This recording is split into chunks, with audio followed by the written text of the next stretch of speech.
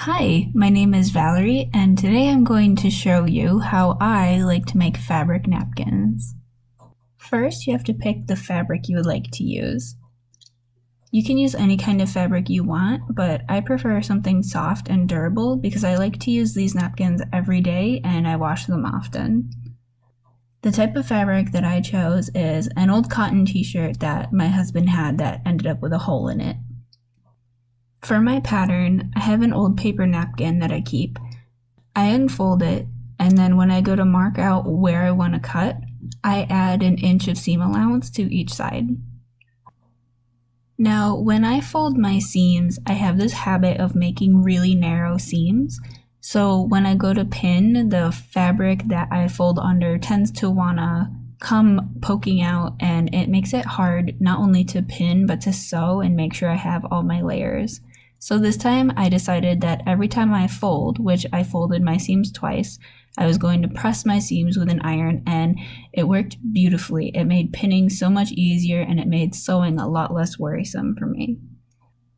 When using my sewing machine, I like to start in the middle of one of my four sides. I don't like to start near the corners because I feel those take the most wear and tear when going through the washing machine. My little sewing machine is a very inexpensive one, so it doesn't have a reverse button. In order to lock my stitches in place so they don't come undone, I have to physically turn the fabric in order to backtrack for 5 or 6 stitches before going and turning it back around and continuing in the direction that I want to sew. It turned out that the tensioning knob on my sewing machine was a little too tight, so it was causing the top thread of my sewing machine to not go through with the fabric when it was being sewn together, which caused a bit of bunching as I was going along.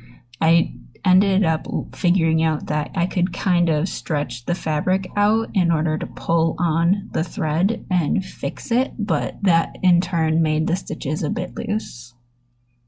I was able to finish sewing all the way around the edges though. It didn't cause too much of a problem.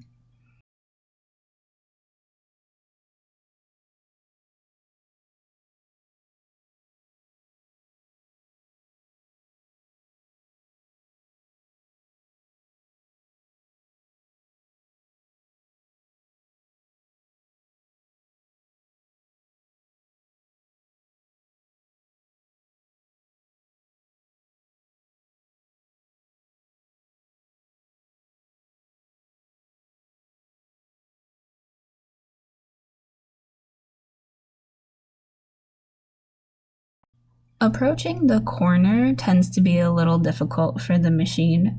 The foot of the sewing machine tends not to have a lot of clearance, so when it starts to climb onto that foot, it tends to get caught and try to unfold my folds.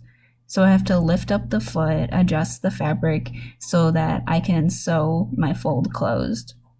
Once I get a couple of stitches into that fold, that's when I can pivot and continue sewing along the next side.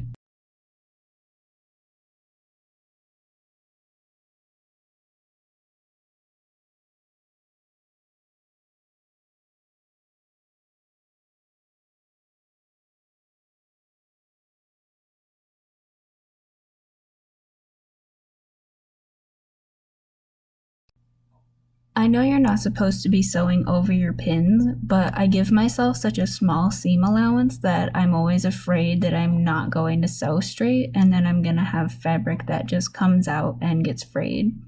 I don't have the attention span for both babysitting my seams and pulling my pins out at the same time.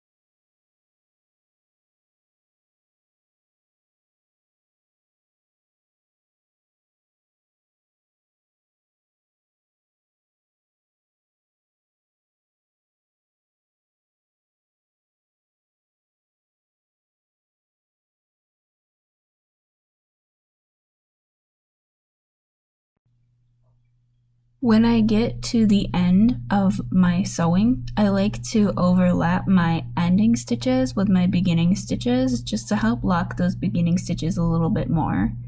I do the whole back 3 or 4 stitches and then back again in the direction I was sewing to make sure I lock in those end stitches as well. Then all I have to do is take the work out from under the machine, snip off my threads, and voila, we have a napkin. These are super quick and easy, and they can be used right away. Or if you don't want them for yourself, you could always make them. You could probably do some embroidery or something to make them a little more special, and you could give them away as a nice gift set for like a wedding or someone's new house or something like that. So I hope this inspires you to make some items for your home. Have a nice rest of your day, and happy sewing!